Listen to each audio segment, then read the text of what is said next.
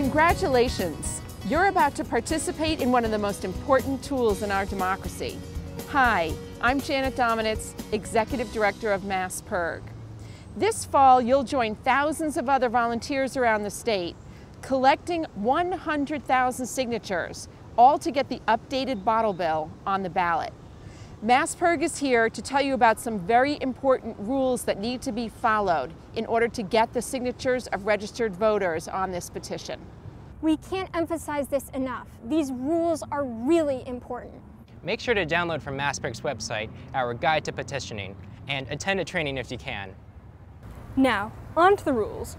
Rule number 1, only collect signatures from people who are registered to vote in Massachusetts.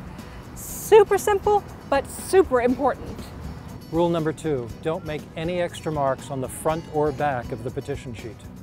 The petition sheets must be spotless, meaning no ink marks except for the registered voter signature, and no, you can't sign for somebody else, the address where the signer is registered to vote, and the spaces labeled city or town. We'll explain the city or town part later. And don't worry about filling in the ward or precinct columns. That's it. Nothing else goes on the sheet.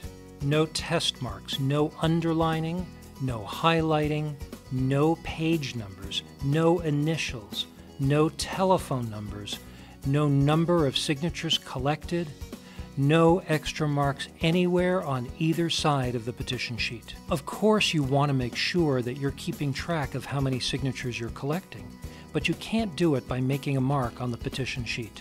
No erasing or crossing out mistakes. Just start over on the next line down and leave the incorrect line alone. No extra marks anywhere.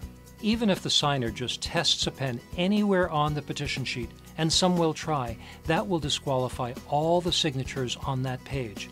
So make sure to have a scratch paper out and ready just in case.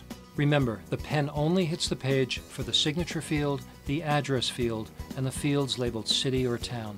That's it. And finally, rule number 3. Each petition sheet can only have signatures with addresses from one city or town. Remember the city or town spaces we mentioned earlier? They'll be on one or both sides of the petition sheet.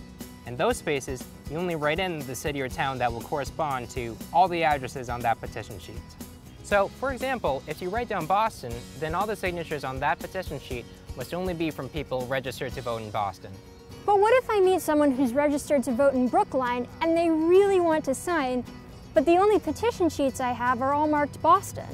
If that person is not registered in Boston, he or she cannot sign a Boston sheet. The signature won't count and it's a waste.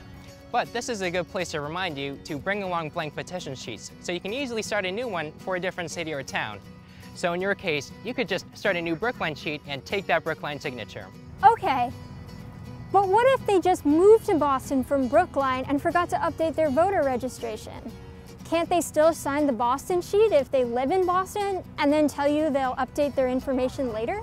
No, the address next to each voter's signature must be the address where that voter is currently registered to vote. So make sure they write down the correct and complete address.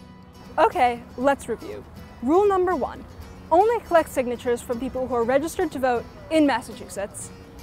Rule number 2, don't make any extra marks on the front or back of the petition page.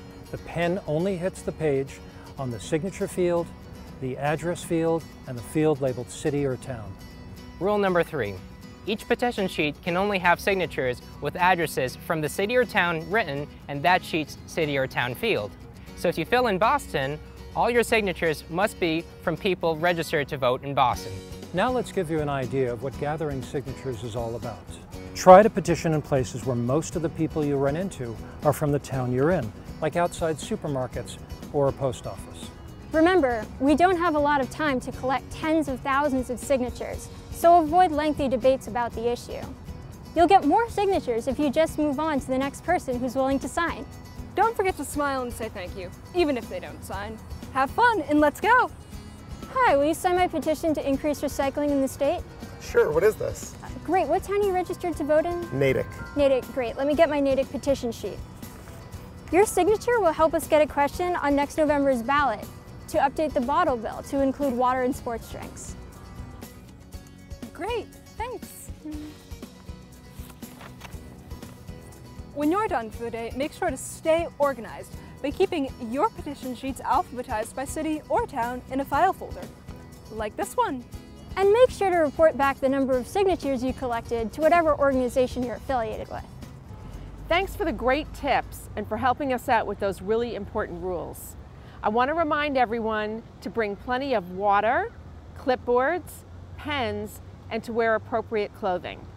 And don't forget to download our guide to petitioning on the MassPIRG website. Together we can put democracy in action. Thanks.